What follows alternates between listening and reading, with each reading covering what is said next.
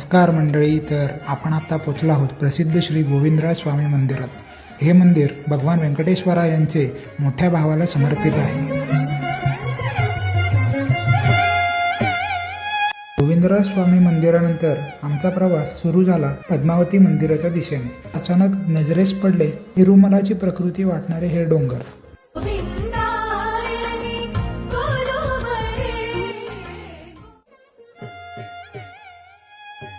इथलं मंदिर खूपच भव्य आहे.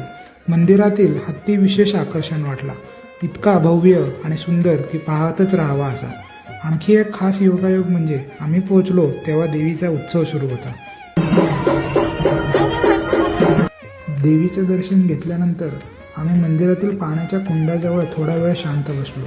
थोडा वेळ तिथे घालवल्यानंतर पुढे हम्पीची ट्रेन असल्यामुळे आम्ही जेवण करून स्टेशनच्या दिशेने निघालो. हम्पीचे ब्लॉग्स पाहण्यासाठी नक्की चॅनलला फॉलो करा आणि पुढचा व्हिडिओ मिस करू नका.